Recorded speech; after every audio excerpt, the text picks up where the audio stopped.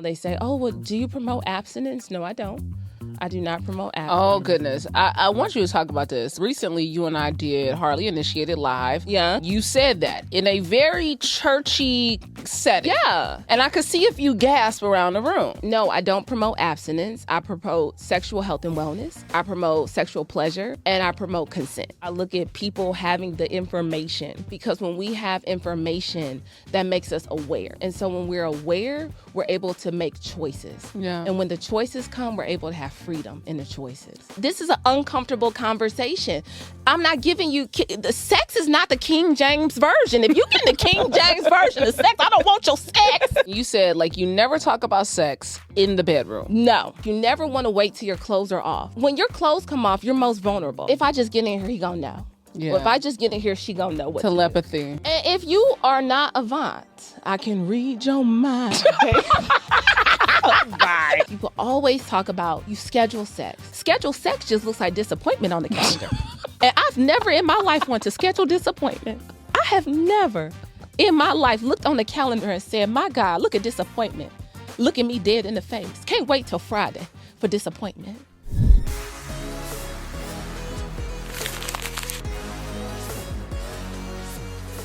Welcome to Vaught Empowers Talks, where we don't just scratch the surface. We dive deep into the lives of some of the world's most influential change makers.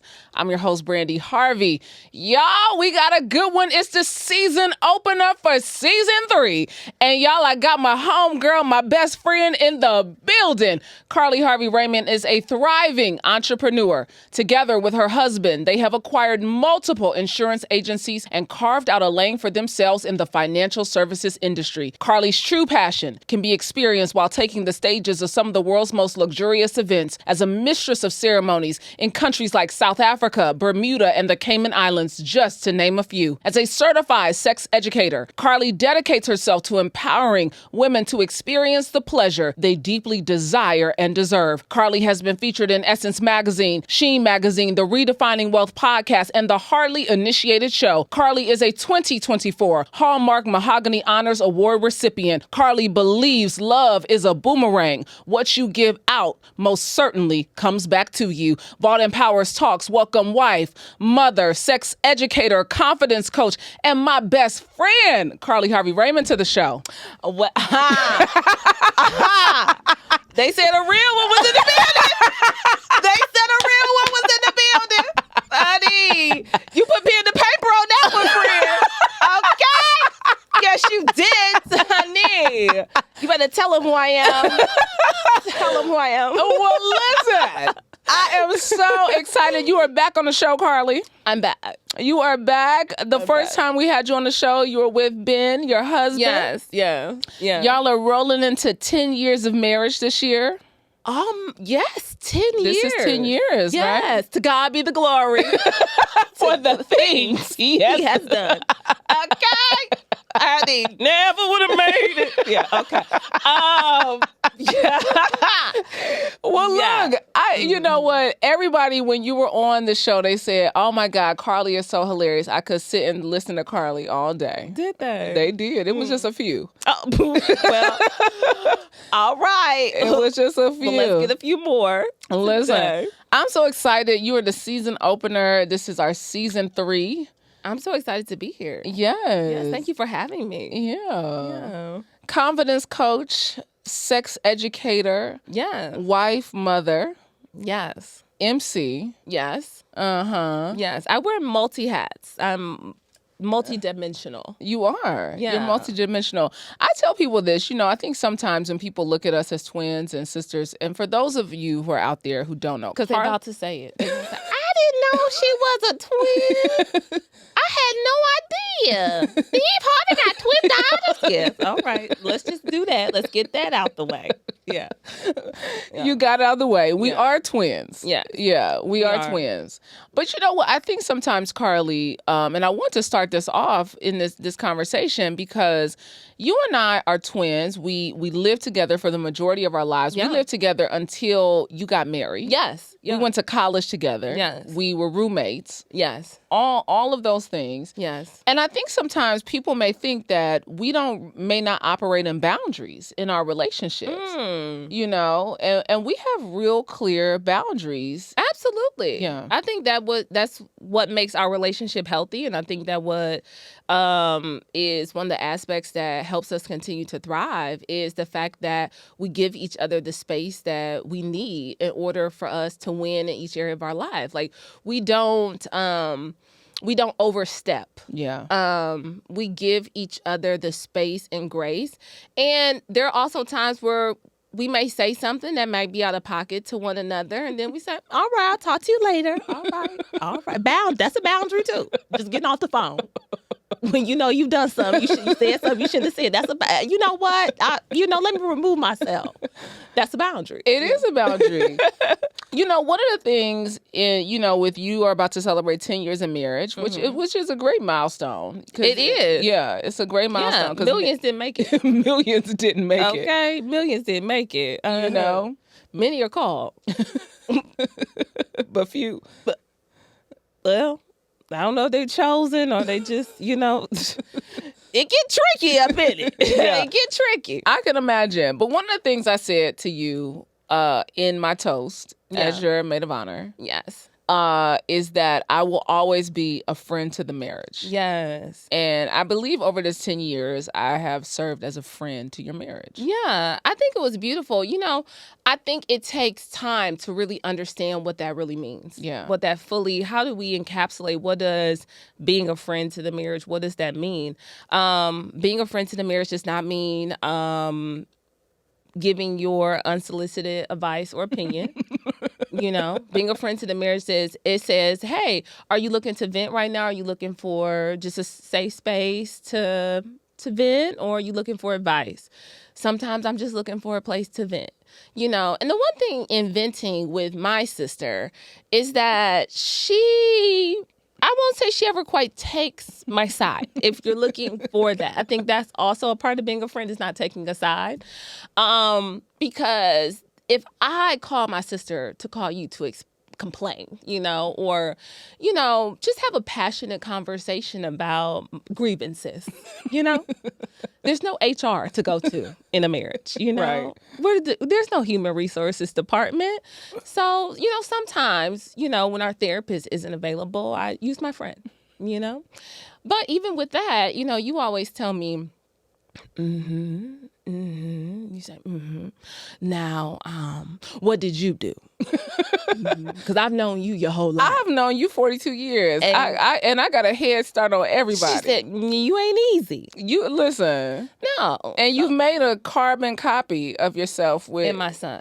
With Yes. BJ. I hate parenting myself. I hate it. It's very ghetto.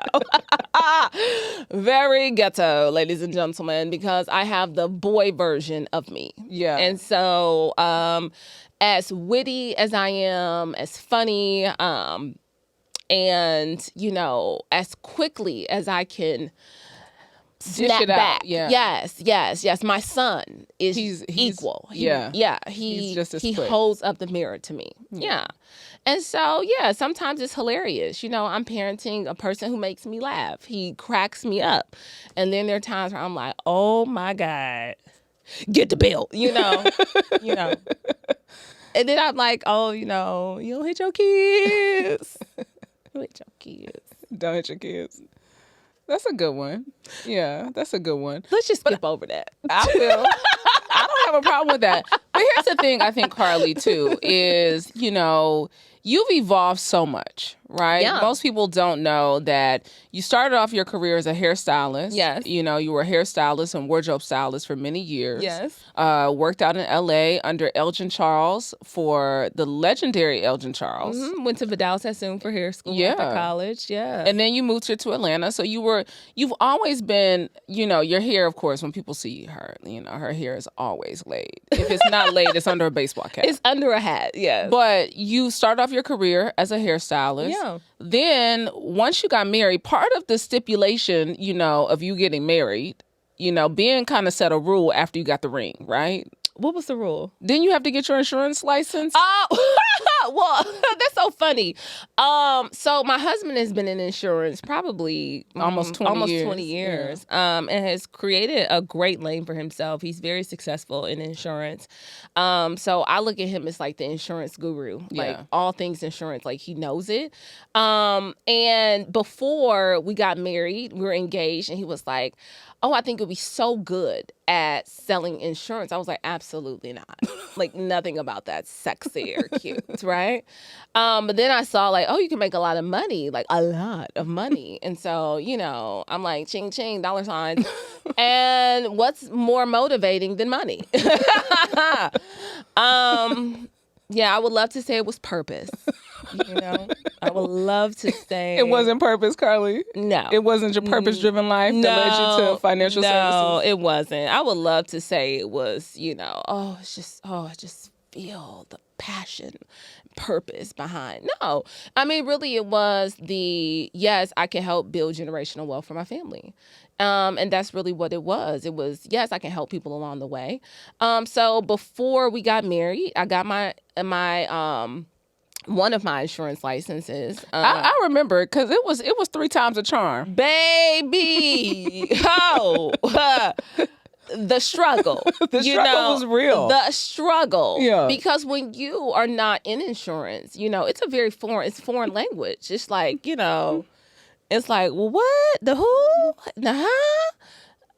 So I had to really sit down and study. And I mean, I was a bit arrogant, when I first started, because I said, oh, walk in the park. I can easily take this test. I can just go take the test and just... abracadabra. Boop, boop, boop. Yeah, in my mind. And then, what the thing about it is, immediately when you fail. Like, immediately. There's not even like they're going to let you know in the mail. They'll send you an email in 3 days. No. No, soon as you walk out, like, you know. What do they say? They're either going to have you to continue on for your picture, and it's a printout. Like, exactly your test. Like, they just literally say, see you next time.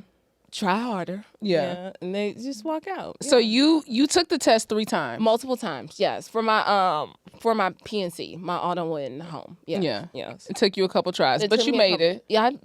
You did it. Life and health was much easier. But then also, I mean, that was my strong suit when I got into insurance, was selling life insurance. So that was like, how do we make people's lives better? So ultimately, I've always had a desire to want people to live a better life. Yeah. And I think so, whether it was, when I was doing hair or, focus on the outer appearance of people, making them look good, turning them around in the mirror and they have this amazing haircut or color, or when they open the curtain and they get to see themselves in the mirror and this amazing outfit and they feel so good about themselves, I was able to help build that confidence, right?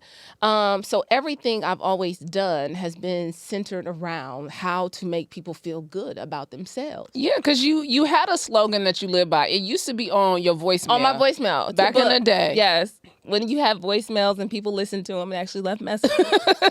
Yeah. Looking good is not a want. But a necessity. Yes. And so, I mean, but when we think about people living a better life, now from hairstyling and wardrobe styling to being in financial services, now you made another transition after the pandemic, during the pandemic. So... when I was a hairstylist, I always got to talk to people. I was the first line of defense in some ways. So I would always hear about who was getting married, who was getting divorced, who was sleeping with who was living this, who was going out. So I was always privy to conversations, right? And I always liked to talk about sex. I always liked to talk about sex, who was having it, who wasn't. And even back to when we were in high school, we were peer educators for the Red Cross. Red Cross, yeah. So we would do HIV and AIDS education. We've been teaching a long time. We've been doing the Lord's work a long time. We've been doing the Lord's work a long time. Okay, so we're not new to this. We true to this. Yeah. Like, it's in us, And so when we were peer educators for the Red Cross years ago, even when we weren't sexually active, we were helping people. Like, hey, I got some condoms. You're sexually active? Here, I got this. I have that for you, right?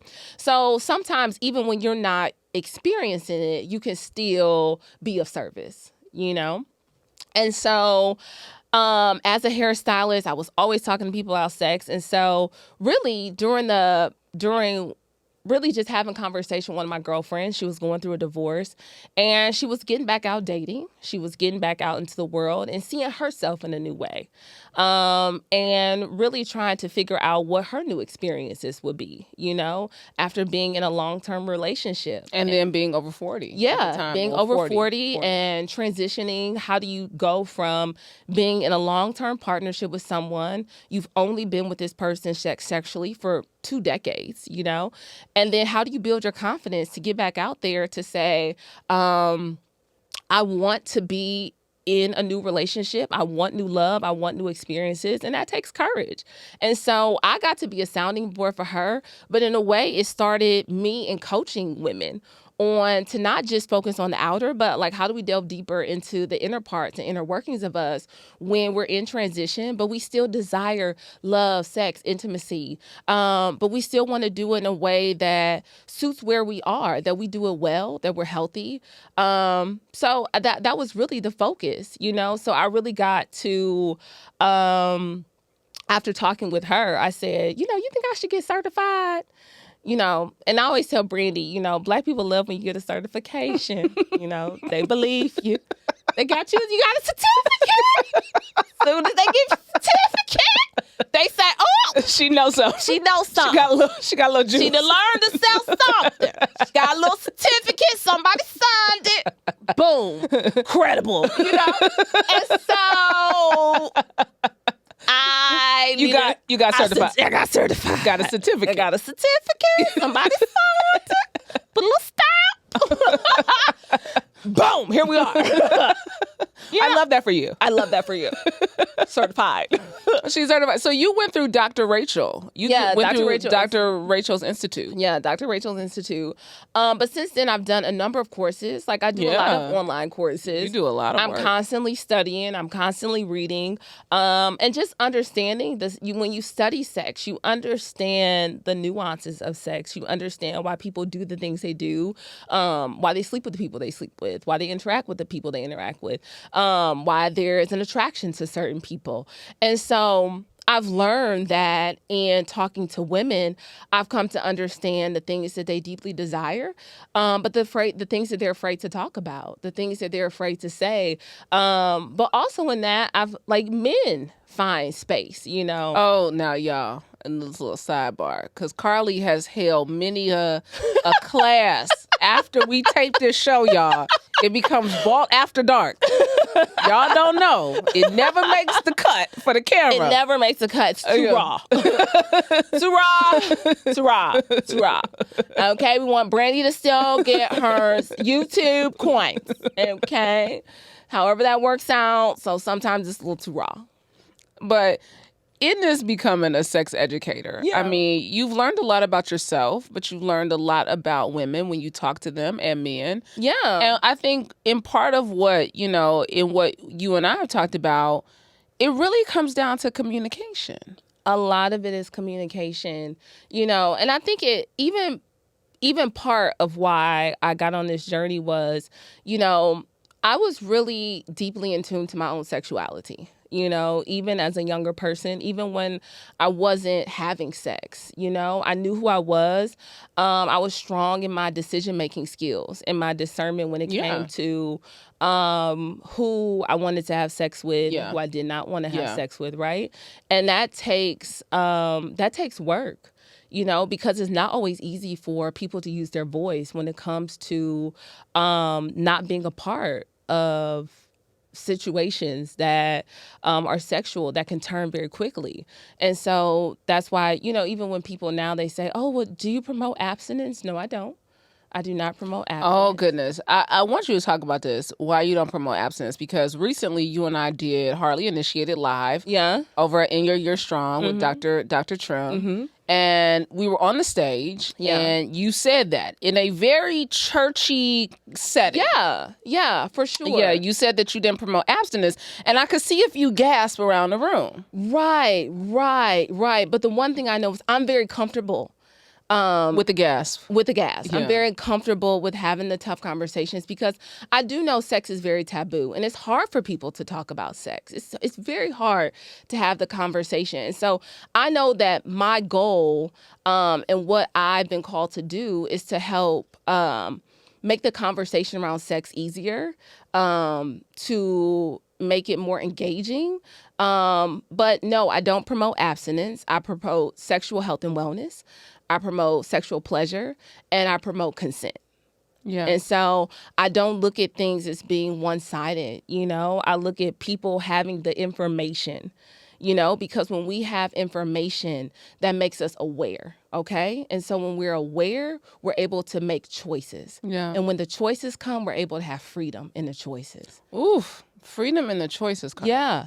And so I understand that with that, it's difficult for people to talk about. It's hard for people to talk about. But I know it's important and it's valuable because so many times women are stuck trying to figure themselves out. And I know that was true for me, after getting married, and especially after having a baby. After having a baby, I felt like I was just, I'm a sexual woman. I like to have sex. I enjoy sex. I love my husband. I enjoy my husband, right? But then when you have a baby and your hormones are all over the place, you're like, the furthest thing from my mind is you touching me having sex. Because if you touch me, if we have sex, all I can think about is you putting another baby in me. And I can't fathom taking care of another thing right now, So I couldn't think about making my pleasure a priority because I was so busy nurturing everyone else, right? And so I could not figure out, how do I regain that sense of autonomy? How do I regain a sense of power and control over my own life? Yeah. And so, taking sex education courses for me was very liberating because I learned so much, not just about other people, but I learned so much about myself and the areas in which I was lacking, the areas in which I needed more understanding. I needed more love to be shown to me, and more grace, to extend myself some grace, but also extend your partner grace, I want you to delve into, especially because there's so many women who are watching who have young children. Yes. Children under 5. Children under... Oh, God bless you. God bless you. One of my training partners at the gym, you would not know that she just had a baby, now it's probably 8 or 10 weeks ago. Mm-hmm. 2 children under 2. Yeah. And she's like, I don't even know how she's standing. Yeah. And even with you saying she doesn't look like she had 2 children. I mean, that's really hard for a lot of women. Seriously. Because it's not the snapback that we see online. Oh, goodness. And so when you first have a baby, no one ever told me that I was still having orangutan belly after I delivered. No one ever told me. So once the baby was here, and I really hadn't experienced friends who I had been around them having babies, right? And so I could not understand. I was really trying to understand why this baby is here. I still look pregnant. I still look crazy. And here's the thing, though, y'all. Y'all got to understand, Karli really did not gain too much weight when she got pregnant. You were very small. You were not. You didn't really gain weight. Yeah, but it was still just in my mind, the pressure that I had put on myself. For sure, yeah. That you have this idea that you're going to snap back, that you're going to, I'm going to look great. Oh, just give me 6 weeks. I'm going to be ready. And they tell you that at the doctor, 6 weeks, you're ready to have sex again. You'll be ready 6 weeks. And then 6 weeks come and you're like, I need another 6 weeks. whose time was that? And some people are. They're everyone is different. Like each woman is like a snowflake. We're all different. We all have our own DNA. And so how one woman processes one thing is completely different. And so you're dealing with your body changing. You're dealing with a new baby. You're dealing with having to nurture and care 24/7 for someone, right? But then how do you care for yourself in the process? You're never alone. You always have someone. You find women who are like, they don't even get to shower. You hear phantom cries whenever you're doing something. You're like, is that the baby? Is that the baby? Was that the baby? You sleep. Is that the baby? So, but your husband will sleep through it. Baby, your husband? Who was the man that slept in the forever? I don't know. Rumpelstiltskin, was that him? I don't remember. I don't know, but call him that. He's a folklore. Baby, honey, it was wild. Like, I'm like, you don't hear that? Like, yeah, so your husband sleep. They don't hear anything, but it's hard. And so you're really trying to navigate body changes. And it's hard even when your partner is saying, oh, you look so good. I'm still so attracted to you. Yeah, but I'm not comfortable. And so I've heard from so many women, they're like, I'm not comfortable with my body. I'm not comfortable with how I look. I don't really have time for myself. And in order for women to be sexual, to have any of that sexual desire created or nurtured within us, we have to have time alone. We have to have time that we get to pour back into ourselves. And that's very difficult for women who are forced to go back to work or, and maybe not forced, but you just have to, in order to make it shake and happen for your family. Absolutely. And so your time becomes so limited. And so it's in the time and the nurturing of ourselves that we actually get to say, like, man, I can figure out what I like and what I don't like and how I want to be touched. Because the things that we loved or we liked about when we got into a sexual experience, we're like, oh, I love when he does this. I love when he does that. Well, that changes over time. And so you're in your 20s or you're in your 30s and you're like, oh, well, I love when he did this. My partner, he does this. Or I love when she did this. And then you're like, they do that thing again 10 years later. You're like, please don't do that. If it's the last thing on earth you do, just don't do that. Don't do that. Don't do that thing, right? And so it becomes difficult for people to actually experience sex when their bodies are changing, when we've experienced death and we're grieving. It's hard to get back to ourselves when we're on different medications. Yeah. We're on antidepressants or we're on thyroid medications or anything. We are diabetic. Like all of these things impact how we show up sexually.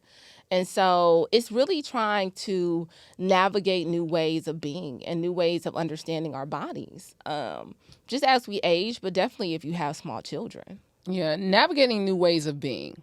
Many of us grew up in the church. Yes. We grew up in the church. Yes. Purity culture was embedded into us. Yes. It was ingrained into us. It was we were indoctrinated with do not have sex until you are married. Right. And more than half of Black women will remain unmarried. Yeah. Yeah. And mind you, the person telling you not to is fucking okay.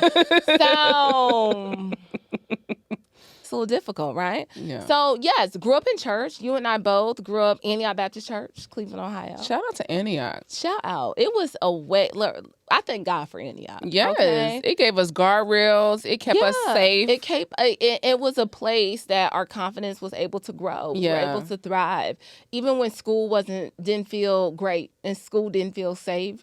Antioch was a safe space. It was safe. We can get on the microphone and they're just like, yes. The twins, bring the twins. Yeah, it was such a loving environment. Even when we go back home, it still is. But yes, grew up in church, grew up in purity culture, definitely grew up understanding that we believed in abstinence. We were going to wait till we had sex, wait till marriage, right? Yeah, I mean, even in Vacation Bible School, we talk about this. I told my team you was gonna do it because I told them. Brandi. First of all, I think Brandi and I are the only people who remember this song, and Jessica Rambo. Shout out to Jessica Rambo Schultz. Yeah. We're the only people that remember this song, but it's a song called God Said Wait by New Joy. I couldn't even remember who the song was by, Carly. I know. I had New Joy. They had that was their only hit. I think it was they, honey. And it wasn't even a hit. Honey, it was the one and only. Okay. They made that song, God Said Wait, and we was bankhead bouncing the God Said Wait. We were soldiers for Christ. Soldiers in the Lord's army. Yes, we were. Yes, we were. And yeah. And we sang the songs. You had the rings. It was all about, oh, I'm going to wait. Oh, my God. I love you, Lord. And I still do. And then I got to college. But I got to college, baby, and I said, ha! Who are you? Who are you? And how do I get to know you better? Who are you? Who are you? Who are you? Who are you? Y'all look different. Yeah, that's different in college. That's a grown body. You look different in. That's a grown man body. It was different in college. So you got to college and you was like, ooh, wait a minute. I know God said wait. Honey. But. Lord, forgive me my sins. And like so many of us, we engaged in sex, but then there was shame around it. So we had sex and then we'd say to the Lord, we'll pray. We'll say, Lord, I promise I'll never do it again. Lord God, if you just deliver me from this, Lord God, I promise I'll never do it again. Yeah. Then here come again. Here come again. And again was fine. Finer. We are. Fine. Listen, he was finer. Yeah. And so we created this idea that if we had sex, then we had to repent. It was shameful, right? That we need to be ashamed of our sexuality. And so oftentimes what I find in dealing with, Black women, because the majority of people who I talk to and have classes with are women of color. They're Black women. And so when the majority of us grew up in the church, we grew up with the same level of thinking. And so we learned that I have to be a good girl because good girls don't have sex. I have to be a good girl. Good girls are very, very demure. Very mindful. Yeah, they keep their skirts down. They got on a slip. Yeah, they wear stockings. Got some pantyhose on. They don't go bare leg. All these things that we've created in our minds about how do we take that away, right? And a lot of times in our family and even in the church, when you look at why those things happen, it was because they wanted to keep the Black girls safe, right? Because Black girls weren't told that they could have pleasure. Because if they were seen as doing something, if it was something that was just too much, then they would be unsafe in the world. And so often our families, we were told not to do things or not to be fast or to do all these things because they were like, in some ways, they were thinking they were keeping us safe, right? Yeah. But it also showed up as a way in which we were shameful about who we were when our desires came to the forefront. And that's the hard part, is how do we navigate? Because you get these messaging like, oh, don't have sex, don't have sex, don't have sex. But then the moment you get married, you're supposed to do the freakiest stuff. Yeah. You got to be freaky, because if you're not freaky, somebody else will do it. He'll leave you. Yeah, if you better do it, so don't nobody else, or somebody else will. Right? So then we get told like, oh, if we don't do it, then we're not enough. Then my mere being is just not enough. Yeah. And so we get caught up in these messages. We get caught up and we stay in relationships longer because we're trying to pray it away. We're trying to, make it better. Oh, it's going to get better. I'm just going to pray it away. And I'm going to like having sex with him. And I'm going to he's so great. And then you're like, I'm so unfulfilled, And how many of women's desires and sexual appetites have gone away because we have spent so much time trying to inflate the ego of some man. We have created this wall of, let's be fake. Let me fake it. Let me not. Because there are numbers, there are statistics around this. That more than half the women walking the earth have faked an orgasm. Yeah. Yes. More than 50% of women. And this is so funny because I've sat in these after dark sessions. Uh-huh.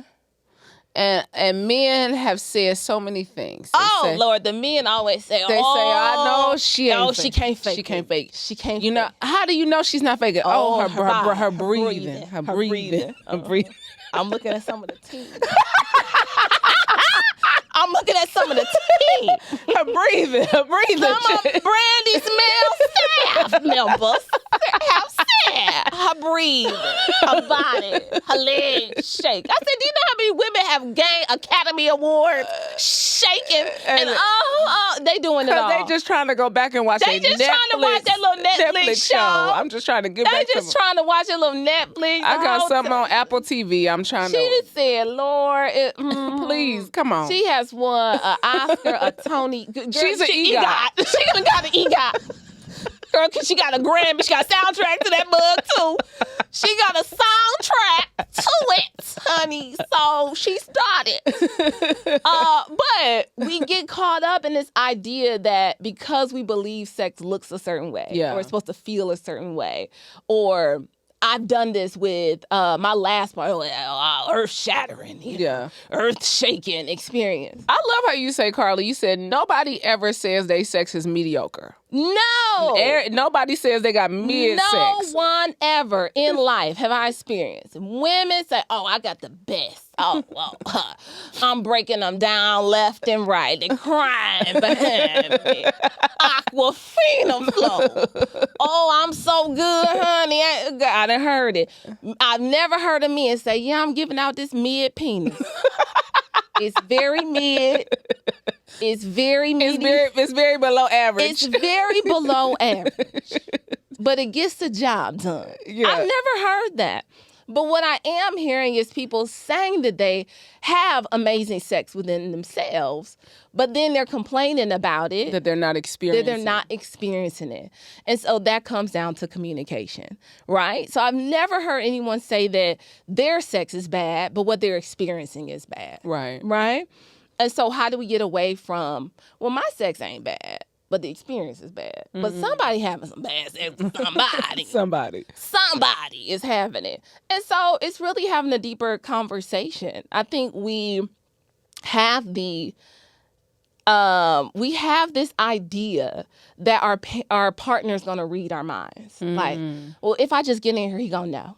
Yeah. Well, if I just get in here, she gonna know what telepathy. Yes. That telepathy. And if you are not avant, I can read your mind. Bye. Bye, Karli. Know what you're thinking. You ain't avant. Lord. Avant was telling y'all lies. Avant. We all there. I can read your mind. No, he can't. He cannot read your mind. Yeah. He can't read your mind. He doesn't know. So in order for us to have better sex, a greater experiences, right? I stand you. I know, right? Because this is the thing. You can have a fun conversation around sex. You can. It's always fun with you, Karli. Yeah. It does not have to be stuffy. You know, we don't have to have this kind of hoity-toity way or, I'm not giving you all the terms in like a textbook, although I can. But you have certain techniques, and you said, like, you never talk about sex in the bedroom. No. Yeah. No, the bedroom is going to be the last place that you actually want to have a meaningful conversation about sex. You never want to wait till your clothes are off, right? Because when your clothes come off, you're most vulnerable. So anything someone can say, if it's other than praise and affirmations, is going to feel... Yeah. It's going to feel like someone popped your balloon. Okay? You're like, well, what? Ain't nothing. Pop, pop, pop, pop, pop, pop, baby. Pop, pop, pop. So nothing will dry you up quicker than somebody starts saying what you ain't good at. Well, wait a minute. Let me put my shit back on. Let me put it back on. Since it's not doing what it's supposed to be doing. It's not giving, right? And so no man wants to hear that because then he's like, right. We're not going to have a great experience. So we wait until we're outside the bedroom. And I like to say when you're having like the best day, where criticism won't seem, constructive criticism won't seem harsh, right? You don't want to do it when you all are arguing. Because it's going to come off hurtful. It's going to come off as malicious. And so when we're in relationship with our partner, we love them. And we want to show people, we want to handle them with care, right? And so we have that conversation when maybe we're out. Maybe it's a date night. Maybe it's a question like, it's also, as Emily Morse likes to say, the compliment sandwich. Is really giving you the compliment with the correction inside, and then a compliment. So I really love when you do this. I love when you do this because it makes me feel this. But when you don't do this, I feel less connected to you. So I really love when you kiss me. It makes me feel like it extends the foreplay. It extends my experience. It makes me feel wetter. It makes me feel more aroused. But when you don't kiss me, or when you don't give me the extra foreplay, it makes me feel less desired. It makes me feel less wanted. And I want to feel wanted by you. I want to be desired by you because I really enjoy being with you. And so now we've had the compliment. We see the things that this works. Like, okay, I really like this. Like, You're not saying you don't like the sex or don't like the experience. What you're then saying is like, hey, there's something that could be better, because most women need 17 to 37 minutes of foreplay. You're going to hear other studies that say 20 to 30 minutes of foreplay. Rewind. Okay. Most women need 17 to 37 minutes of foreplay. So 20 to 30 minutes of foreplay. So that little kiss, then kiss on your neck, then do a little 1, 2, and then okay. You put on your DJ hat. You want to go to the DJ booth, and you do a little scratchy scratch, and then it's over, and then we're straight to penetration. Well, that makes it difficult because we need the foreplay as women. We need all of those triggers that signal in our brain to say, I'm aroused, I'm ready. I love how that the statement you use, wet does not mean ready. Yeah, wet doesn't mean ready. And I know that's a signal. That's like literally saying, oh, initial arousal. That's what it's saying. And most men would say, oh, girl, you ready. Yeah, you ready? No, I need a little more, because guess what? When you give me a little more foreplay, that what happens in with our vulva, our vaginal canal, what's going to happen is it's going to lengthen, it's going to expand, the blood is going to flow. And so when we're looking for that experience, wetter is better because it minimizes the lacerations and tears. Sex shouldn't be painful. And so if we're having penetration and it hurts to come in, and not this, let me dispel this myth, because I know a lot of men are about to say, well, I'm big, a little painful, because, I'll be going up in there, be a little big. Okay. Love that for you. I love that for you. Love that for you. And some men are. Some men are well endowed, very big, right? Yeah. But the average penis is 5 inches long. The average penis is 5 inches long. 5 inches long. Erect. Can somebody give me an iPhone? Do we have an iPhone near? Because you said this is the average size. Yeah, it's about the size of an iPhone. What's an iPhone? And not the iPhone Max. We know you don't have an iPhone. But Android, that might be a little bigger. Yeah, Android's bigger. All right. Yeah.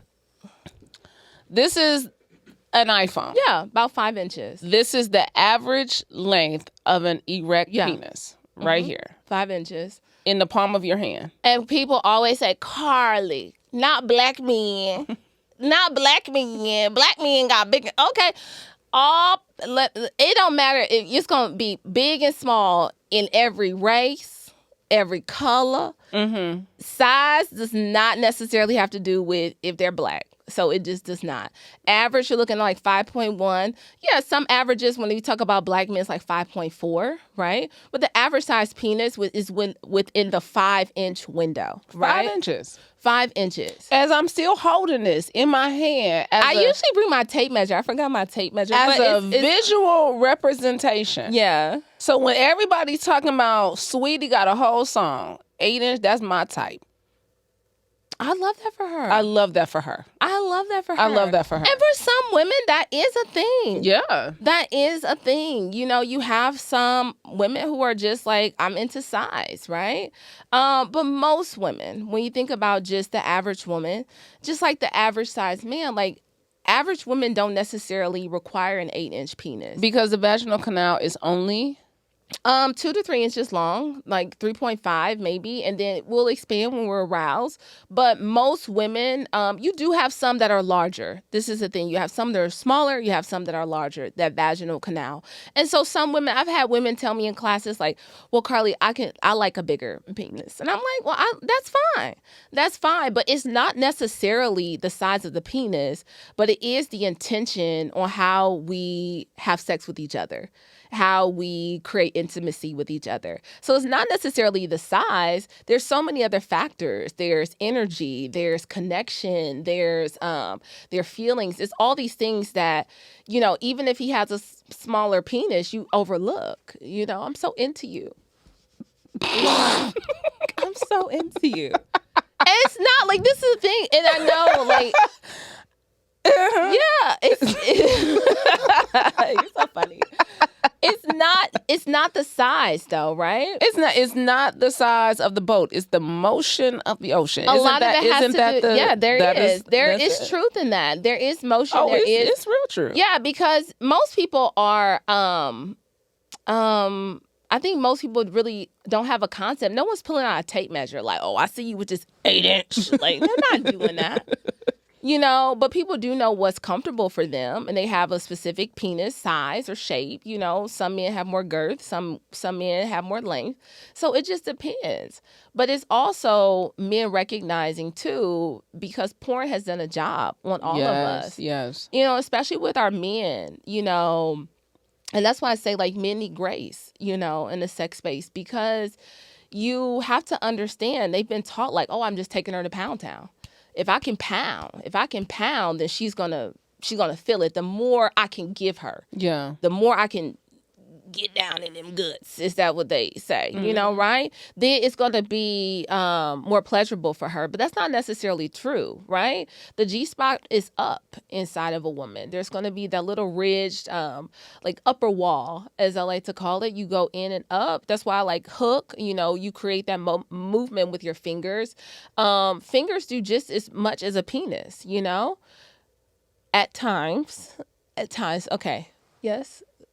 I did not say anything. You didn't have to. Your face. My eyes because I did. Yeah, I moved around a little bit. I did, but you know, I was just. Fingers do. They have a special place in foreplay. They do have a special place. They have a special place. I love that kind of.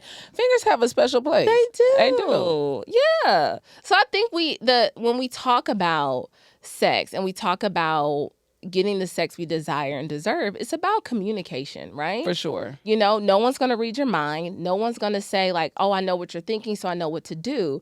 That comes with us talking about it. Like when we talk about the things that turn us on, when we talk about the things that really bring us joy.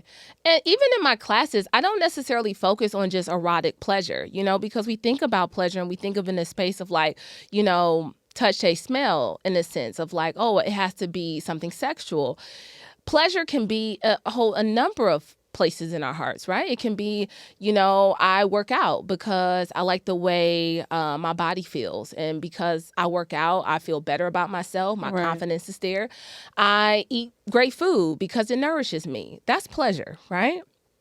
I like to sleep in satin pajamas because it makes me feel good. It makes me feel sexy, right? There are a number of things that bring us pleasure, right? So how do we figure out what that is? And so, yes, that comes with communicating to our partners. It says, hey, I really want more of this. I desire this. Because within the complaint that you get, you know, most guys feel like their woman is always complaining, like, or nagging or telling them, well, you don't do this and you don't do that and you don't do this. But within the complaint, the desire is there, right? So she might say, like, you never buy me flowers. You never take me out. But really is what she's saying is like our desire to be seen and heard and loved. And I just want you to buy me flowers. So maybe it's not for her to say, you never buy me flowers. The thing about it, she's just saying, she should just say, I want you to buy me a bouquet of flowers. Yeah. It will make me feel special. Yeah. You know, so sometimes wrapped up in the complaint and wrapped up in our resentment and frustration there, it's just the desire. And so we don't necessarily know how to express the desire. So we just got to learn how to get comfortable with saying what we want. And that's hard. That's hard for a lot of people. Yeah. You know, because you can't tell somebody what you want or how you like to be touched if you never touched yourself. So it's hard for me to express to my partner, well, I want you to do this to me and that's me. But you've never taken the time to explore your body. Well, there's the next part of this conversation, I think that even gets deeper rooted into the trauma, into the indoctrination, into the beliefs, right? Because many of us grew up hearing that masturbation is wrong. You should never touch yourself. It is ungodly. Right. It's all these things we talk about, oral sex, ungodly. Oh, Lord. I see all the videos out here, Karli. I know. And I believe that there is a place for the people who believe and need to be touched with that sense of radical belief. Like, I think that serves them. I'm not here to tell you what you believe is wrong, right? I'm just here to give you information and knowledge for you to execute something different if you so desire. But at the crux, at the root of all of this is still desire. You got to desire to want better. You got to desire to want more before you can even express it to someone else. Yeah. You have to desire it, right? Yeah. So whether that is, for me, I don't think masturbation is wrong. I think it's a great way to explore. If God gave me this body, so he wanted me to just not touch it and I'm supposed to wait for somebody else to touch it. And then I'm supposed to then what? Have them tell me what feels good? Exactly. Not be able to express what feels good? No, we do ourselves a disservice when we can't look at ourselves, when we don't desire ourselves, but then we expect our partner to show up loving and kind. Yeah. When we have missed the mark in showing up loving and kind to ourselves. Yeah. And so, yes, my husband thinks I'm beautiful, but I think I'm beautiful. Yeah. Yeah, my husband thinks I'm sexy, but I think I'm sexy. So I have no issue with being naked. But I know that there are women who do have issue. And you talked about this in your classes because I've experienced your classes. Yeah. I've experienced your classes in and out of the country. Yeah. In the city, out the city. They always go too long, child. You're gonna be up in there. Because they always stay around and talk to Karli they want to for 4 hours. ask me 50 questions, and I'm like the person like I'm gonna answer. She stays there for 3 hours afterwards. I'm like, come on, let us go. Please send them a link, a QR code, or something. And so, but one of the things that you talk about is mirror work. And we know that mirror work is so important in personal development and how we raise our esteem and our confidence. Yeah. But you tell women that it could be really important if they got in the mirror naked. Yes. And so I tell women they should get in the mirror naked, that they should actually embrace their body. And, I've had women say, oh, Karli, I ain't doing that. That's just too much. I've sat in your classes what's too much? and It's like, listened. I don't want it all hanging out. I said, well, all hanging out. Well, he gonna be watching you all with it all hanging out. All hanging out. So we can't show up confidently in the bedroom if we're not even able to look at ourselves. We want people to view us with a different set of eyes. Right. We want people to be able to tell us something about ourselves that we refuse to see in ourselves. That's wild. That's wild. And so my biggest thing is for women to get in the mirror. I think women do not even know what they... Oh, see, I don't want to say that. I was going to say it, but I did because I'm trying to keep your coins. Well, I don't. Their vulva. That's not a bad one. No, I wasn't going to say that. Oh, okay. I was going to say, It was I got that power in that P. All right? Power in that P. Okay? So I like to use very choice language. Because I'm comfortable with language, right? I'm comfortable with him. This is an uncomfortable conversation. I'm not giving you... The sex is not the King James Version. If you get the King James Version of sex, I don't want your sex. I don't want the King James Version of sex. I don't want it. I don't want it. This episode has now been titled, I don't want the King James I don't want the King James Version. I don't want it. If that's what you getting, I don't want it. Save it, baby. No, I want the nasty, okay? You want that Miami bass. Yeah. You want that Uncle Luke version. Okay. I want the Uncle Luke version. I need a Trick Daddy version. I need a Trina version. Right? Because sex is not it's not going to be sweet. It's not going to be sweet all the time. It's going to get nasty. It's going to get raw. It's going to get uncut. We hope. And so the language sometimes will be raw and uncut and real because that's what sex is. Sometimes we're going to laugh because you're going to have moments in sex where you laugh, where you get to become playful. But I think we have to get comfortable in our bodies. And I think as women, so many things affect us, whether we've gained weight or we've lost weight. It's so, oh, my boobs don't sit up, my butt. It's all these things. But when you are in that moment of just pure sexual bliss, we're not concerned about how the belly roll is looking. Baby, you're going to get this roll. You're going to get this roll. And baby, and I'm going to toot that thing up. And mommy make it roll.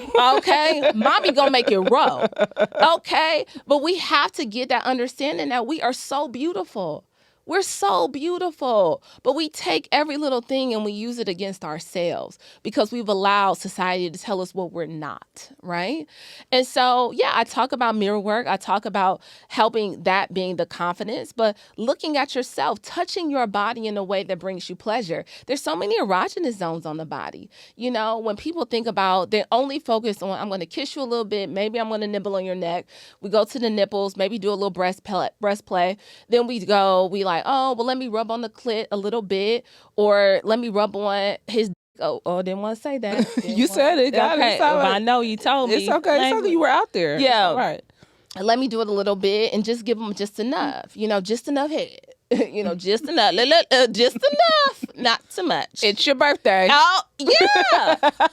And people really do. They get caught up on this idea. And exploration is not just for someone else. It's for you. And so we explore our bodies. We take time to navigate and discover what is there. And so there are times in discovery where we can find a new skill set. When we take time to discover, guess what? I can learn something new. Well, I like my forearm caressed. I like the back of my knees touched. I like the back of my knees licked. Maybe you into toes. Maybe you into. And all of those come when we are able to explore, right? And so we look at exploration, but we look at just speaking kindly to one another and speaking kindly to ourselves, you know? That's how we show up better. That's how we show up better. I think so often, though, because of media, because of, you know, church and religion and all these factors, it becomes harder and harder and harder for us to really see ourselves and dive into what we want and not what other people's expectations are of us. Right, because I think we spend so much time trying to please other people. Oof, don't we? We spend so much time trying to understand their needs and what will make them feel comfortable when we haven't got a clue on what makes us feel comfortable and what brings us pleasure and peace and joy. And so we end up thinking, oh, I'm not into sex, or I don't like to have sex, or I have a low libido. You don't have a low libido. You're just not interested in the sex that you're having with your partner. And so even when people talk about scheduling sex, you know, it's so interesting because as a sex educator, and I've done a lot of classes, people always talk about you schedule sex. I've listened to, there's another sex educator in your space that talks about how she does not believe that sex should be scheduled. And then there's other people who are saying schedule sex is something to anticipate. Yeah, I don't think it necessarily is anticipation. If you're in a relationship where the sex is healthy and the sex is good and everyone's satisfied and you all are talking about your wants, needs, and desires and fantasies are being fulfilled and you are coming every time and he's coming every time and y'all are having this blissful love affair every time y'all come together, great, schedule sex. But if you all are not communicating, y'all are not talking, well, schedule sex just looks like disappointment on the calendar. And I've never in my life wanted to schedule disappointment. I have never in my life looked on the calendar and said, my God, look at disappointment. Look at me dead in the face. Can't wait till Friday for disappointment. Have you ever? Have you ever? Have you ever? I've never. Carly, did you say it looks like scheduled disappointment? Yes, ma'am. Yes, ma'am. So if you are, God. Great. Wonderful. Love that for you. Oh, Jesus. Great. I hear people all I was honey, me and my, love that. But if you're not, And if you're not satisfied, then putting sex on the calendar and it's glaring at you for the end of the week, you're dreading it. That doesn't seem enjoyable. It seems like that's the last thing I want to go do is get. Yeah, no, you don't. And so I would say, if that's not something that you all are there for, I feel like, I look at almost like instead of scheduling sex, you schedule like connection camp. Connection camp. Connection camp. Camp is always looked at something for like play. That we get to be playful. Now we're not talking about football camp with like 2 a days and niggas throwing up and doing that. We ain't talking about that. Okay, we're not talking about that. It's not combine. No, we're not looking at combine. We ain't looking at 2 a days, sports. We're not doing that. But when we look at camp, it was something that you could explore. You got to go fishing. You got to go. It was all archery. It was all these things. Arts and crafts. Kayaking. Creativity. Whether it's band camp, you got to play your little flute. The whole time. You play your little flute, play your flute, baby. And so camp was a place we could discover, we could play. And so really with adult connection, we just need moments that we can play, that we can laugh with one another. Okay, so what does that look like? If you're scheduling connection camp, you're trying to connect with your partner. Don't have a focus on sex. Have a focus on something else. Do something that's going to bring you all together, where you get to do a new skill, where you get to see your partner in a new light. Because we end up seeing our partner the same way. So then we keep doing the same things, and then we expect a different outcome. Be different. Show up different. Well, we keep doing the same stuff. Yeah. And so it's not necessarily easy, especially when you've been in long-term partnership, years and years with someone. You're like, well, I've heard all the stories and I've laughed at them little jokes and I've done the things, right? And he said, oh, she about to say that same shit she been saying since 92. Okay, yeah, I know Brenda. Same shit, Brenda. Okay. Yeah, we've been there. And that's a thing. There's an ebb and flow in a relationship. It's not always going to be porn star. Yeah. Some days it's going to be it's going to be difficult, But then how do we meet the challenges together? Okay, so connection camp, would that mean, hey, let's go to one of the gaming places? They have all these new gaming places could be great. Maybe it's axe throwing. Maybe it's going to the gun range, Nothing's more exciting to me when a blicky got that blicky. He be like, oh, a little good. He got a little good. Okay. Okay, we see where your mind's at for your connection camp. Okay, so for the people who don't get turned up by the blicky, the blicky coming out. Okay, for those people, Karli, who may not like that. What does it look like? So is it maybe a paint and sip or something? It can be painting, anything, arts and craft. Maybe it's something creative. Maybe it's something, maybe you all doing pottery. I don't know. Sam and Ghost. I know, oh no, maybe a little pottery wheel. You a little pottery, honey. It could be a number of things, but something that's not normal, it takes you out of the norm. Your routine. Okay. So maybe if it's going to a different bar and playing pool in a different location, maybe it's a water activity, y'all want to do jet skis or y'all want to do this. I don't want to, but I know it's very possible for other people. But yeah, it can be. You are not into water things, water activities. No. Post-traumatic slave syndrome. No. Adverse to water. I get on a boat. Oh, Lord. All hell breaks loose. I get quiet. I be like, oh, Lord. I just feel my ancestors in the water. I do. I get a little scared. Get a little scared on the boat. I get a little scared. Oh, Jesus. I get a little scared. We're not going to put you on the boat. So connection camp. Boats. I want to do rich people stuff, girl. You love a yacht. I love a yacht.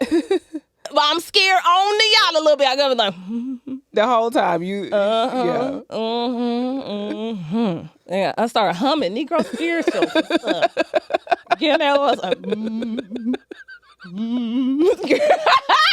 Girl, I get a little scared. It's okay. But that's all right. We all got our thing. But we got sometimes we just got to do it scared. So you have to do it scared. But I love the idea of a connection camp, of creating that connection time and just scheduling connection on a calendar. Scheduling just connection. How do we connect without, and I know, oh my God, I talk to so many men, and I know my husband is like this too, baby. If it's a date night, honey, I'm leaving here with something. Okay? Right. But just imagine if she's been with her kids all week, you know, and I've done this because that was a big thing for Ben and I. You know, Ben was traveling so much. So he will be gone all week out of town. And I've been the main parent, right? And then you come back and he's like, oh, well, let's go on a date. And then the first thing for your mind is like, I don't want to do nothing. Like, what? You want me to do what? If you don't get on my face. And I've been here wiping tears and kissing boo-boos. And the last thing I want to do is think about nurturing someone, right? But if we just show up in a space where we're doing something that kind of just takes us out of our comfort zone, I think it could help, right? It doesn't necessarily make it better after one try. You know, I think that's what we get caught up. Well, I told him once. Okay, well, did you change after one time? Right. Somebody told you they ain't like that wig you was wearing and you still kept it going. You still kept saying lace wear, and everybody kept saying there. It's there. I see it. And then you kept saying lace wear, and they kept saying there. And you still didn't want to change that wig, and you still kept it up. So it took multiple times. You see how change happens? It took multiple times. So we have to have multiple conversations to change, right? Just because someone tells us something that they don't necessarily, they don't fancy about us, we don't necessarily, you know what? Yes, I'm changing today. Yeah. No, it takes time. And so change happens over time. And so we have to give our partners time to kind of figure out that space as well, because they've been stuck doing the same thing, you know? They've been stuck. But having a conversation, most men say, oh, well, Karli, my wife ain't into that. My wife don't do that. She ain't into that. She don't like that. Oh, well, when did you talk to her about it? When y'all were dating? Right. 15 years ago? Yeah. So maybe she wasn't into it 15 years ago, but now the evolution of who she is, maybe she's willing to try it.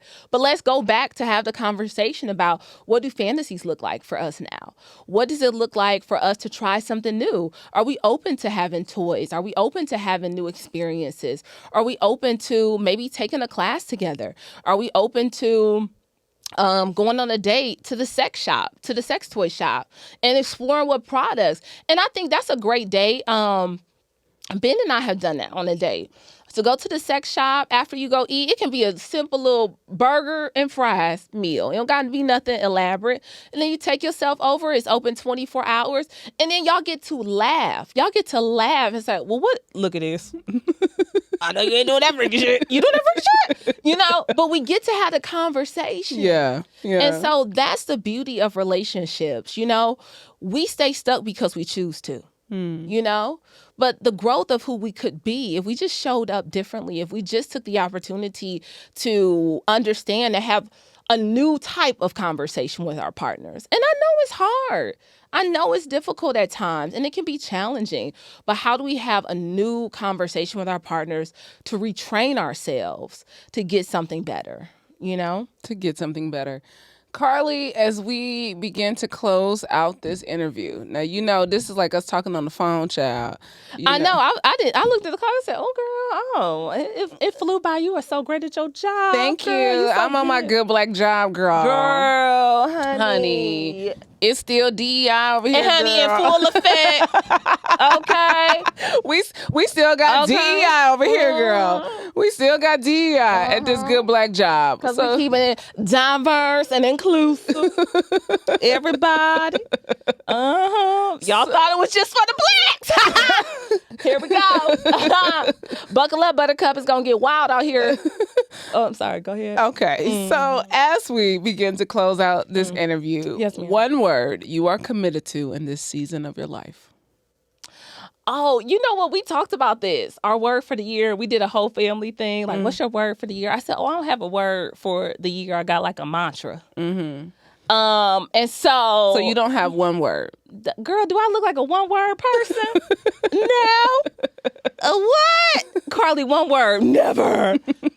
Never. She's the one and only guest who will not give me one word. Look, and not one person has said, I don't have one. I don't have word. It's just really my mantra.